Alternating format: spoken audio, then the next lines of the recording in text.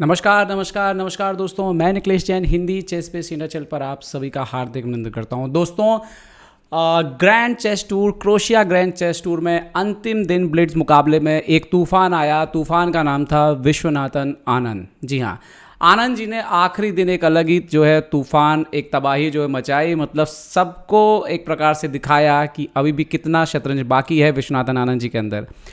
अंतिम दिन आनंद जी ने कुल 9 मुकाबले खेले और उसमें से 6.5 अंक बनाए, 4 मैच जीते, 5 मैच ड्रॉ किए और एक बार फिर उनका मुकाबला हुआ गैरी कास्परोव से, काले मोहरों से। इस बार, पिछले बार सफ़ेद मोहरों से जीता था, इस बार गैरी कास्परोव को काले मोहरों से विश्वनाथन आनंद जी ने हराया। इस मैच में आनंद जी ने जिस तरह से डिफेंस दिखाया वो बेहद ही शानदार था। खैर, इसके अलावा विश्वनाथन आनंद जी ने इस दिन जो है कास्परोव से शुरुआत की, इस मैच को जीता, उसके बाद नेपोमिन्सी को हराया, उसके बाद उन्होंने जो है एंटोन कोरोबोव और उसके बाद उन्होंने जो है जॉर्डन को हरा दिया। इस प्रकार से उन्होंने लगातार 4 जीत से जो है अपनी पोजीशन तय की। ओवरऑल दूसरे स्थान पर उन्होंने फिनिश किया, जो कि बहुत ही शानदार रिजल्ट है। रैपिड के बाद 6वें नंबर पे थे, पहले दिन ब्लिट्स के बाद 4थे नंबर पर आ गए थे और आज के शानदार प्रदर्शन से आनंद जी ने उप विजेता के तौर पर इस टूर्नामेंट को फिनिश किया। $25,000 मतलब करीब करीब 18 लाख रुपए भी उन्होंने पुरस्कार के तौर पर जीते, जो कि एक अच्छी बात है। तो आइए देखते हैं इस मुकाबले को। गैरी कास्परोव के खिलाफ उन्होंने मुकाबला खेला।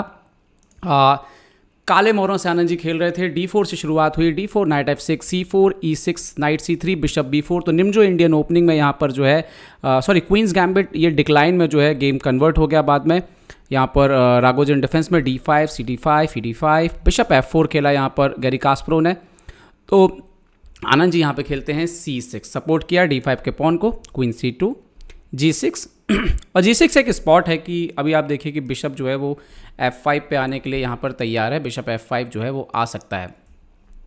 यहाँ पर जो थ्योरी है उसमें जो सबसे मेन लाइन है वो नॉर्मल यहाँ पर E3 जो खेला जाता है। कास्परोव ने E3 खेला, आनंद जी ने बिशप F5 खेला, यहाँ पर क्वीन B3। और ये जो गेम है, ऑलरेडी आपको बता दूं कि यहाँ पर कोई बहुत ज़्यादा गेम जो है वो नहीं खेले गए हैं इस लाइन पर ही। क्वीन B6 खेला विश्वनाथन आनंद जी ने। नाइट H4 खेलते हुए कास्परोव ने अटैक किया बिशप पर, आनंद जी ने बिशप E6 पीछे ले लिया।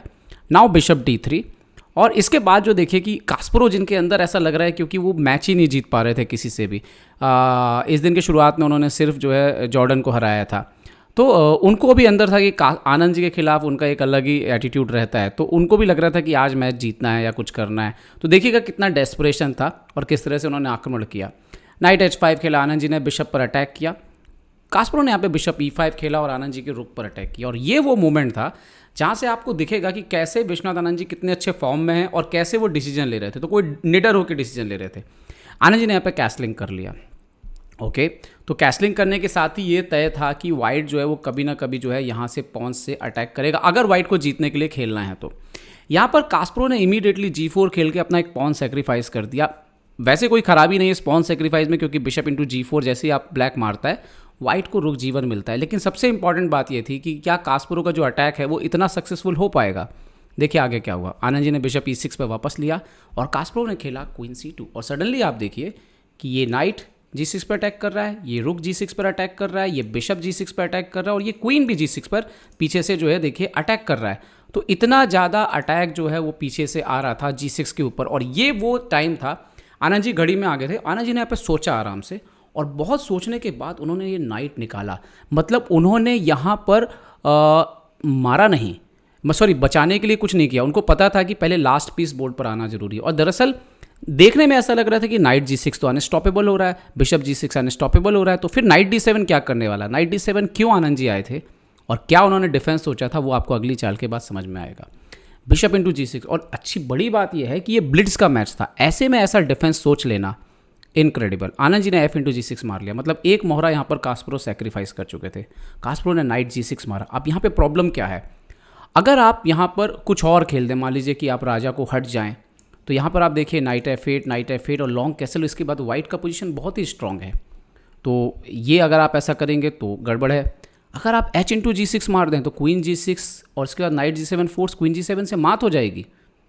और ये मैं सिर्फ आपको बता रहा हूँ कि एक एग्जांपल के तौर पे कि अगर आप यहाँ पे A6 जैसा करेंगे तो कैसे मात है। इसमें सिर्फ एक टेम्परेरी एक मूव है, ये नहीं खेलेगा कोई। नाइट H8 चेक का थ्रेड था, ये थ्रेड था, रियल थ्रेड। बिशप G4 चलना पड़ेगा, रुक इंटू G4 आएगा, नाइट G7 चलना पड़ेगा, रुक इंटू G7 आएगा, किंग H8 मारना पड़ेगा, क्वीन H7 मात हो जाएगी। तो ये सब मात लगी हुई थी। ऐसे में आनंद जी ने एक बेहतरीन डिफेंस पहले ही सोच लिया था, उन्होंने मार दिया नाइट इंटू E5। इस नाइट से जाने से क्या हुआ, इस नाइट के मारने से डार्क कलर पर जो मात के कॉन्सेप्ट आ रहे थे, जो डार्क कलर पर प्रॉब्लम आ रही थी, वो कंट्रोल हो गया। यहाँ पर कास्परोव के पास बहुत ज़्यादा ऑप्शन नहीं थे, उन्होंने नाइट F8 मारा, आनंद जी ने किंग F8 मारा। इसके बाद पोजीशन बैलेंस हुई थी, D इंटू E5 यहाँ पर कास्परोव ने मार लिया। अब आप देखिए कि कास्परोव के पास 2 रुक है और यहाँ पर एक नाइट है, तो एक नाइट, तो एक रुक के बदले में आनंद जी के पास 2 बिशप थे, क्वीन के बदले क्वीन और एक रुक के बदले रुक। यहाँ पर क्वीन C7 खेला आनंद जी ने, इमीडिएटली जो है H7 के पॉन। अब तो उन्होंने फिर क्या किया, अपना पूरा डिफेंस सिस्टम एक्टिवेट कर दिया, क्योंकि उनको पता था कि अगर डिफेंस हो गया तो मैच अपन यहाँ पर जीत जाएंगे। E5 पे भी हमला किया, तो E5 को बचाने के लिए कास्परोव ने F5 F4 किया, तो आनंद जी तुरंत यहाँ पर क्वीन F7 आए और F5 का स्क्वायर कंट्रोल कर लिया। लॉन्ग कैसल किया, कास्परोव के लिए मजबूरी थी कि दूसरे रुक को गेम में लाया जाए अगर कुछ करना है। आनंद जी ने बिशप F5 खेला और इसके साथ ही क्वीन भी कट ऑफ हो गया किंग साइड अटैक से। क्वीन B3 आया, तो अभी एकदम से बिशप नहीं हटाया, पहले खेला A5, नाइट E2 वो हटे, तो यहाँ पर खेला उन्होंने ये वाला नाइट जो काम नहीं कर रहा था उसको गेम में लेकर के आए। नाइट यहाँ पर आए नाइट D4, तो आनंद जी ने पहले खेला बिशप C5, नाइट पर अटैक किया। कास्परोव यहाँ पे ऑलरेडी इस टाइम में बहुत ही कम हो चुके थे, सेकंड्स में खेल रहे थे। रुक G3 खेला कास्परोव ने बहुत जल्दी, लेकिन इसके बाद यहाँ पर एक थ्रेड था, लेकिन सेकंड्स में खेलना बहुत ही मुश्किल था, वो था रुक इंटू G7 मारना।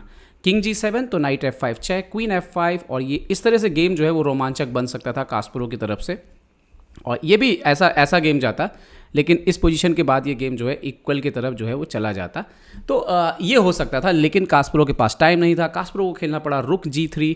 आनंद जी ने खेला बिशप D4, ED4 के बाद ये पोजीशन जो है पूरी तरह से लॉस्ट हो गई थी। आने वाले चाल में नाइट जो है वो E6 पर आने के लिए यहाँ पर तैयार है, और पोजीशन जो है वो पूरी तरह से यहाँ पर डाउन हो गई थी कास्परोव की, टाइम उनका खत्म हो गया। तो विश्वनाथन आनंद जी के खाते में आई ये एक और बेहतरीन जीत, और इस जीत के बाद तो आनंद जैसे रुके ही नहीं। मेरे लिए इसमें जो सबसे बेहतरीन चाल जो मुझे नज़र आई, और वो चाल थी जब आनंद जी ने नाइट BD7 बहुत ही सोच करके खेला, यहाँ पर नाइट BD7 और नाइट E5 का डिफेंस जो निकाला, ये इनक्रेडिबल था। इस जीत के साथ ही विश्वनाथन आनंद ने टूर्नामेंट में बेहतरीन प्रदर्शन किया, इसके बाद लगातार मुकाबले जीते। तो उम्मीद करते हैं दोस्तों कि आनंद जी का ये शानदार फॉर्म बना रहे। आने वाले दिनों में क्रैमनिक के साथ नो कैसलिंग चेस है, वो भी बहुत ही इंटरेस्टिंग होगा, उसको भी हम देखेंगे।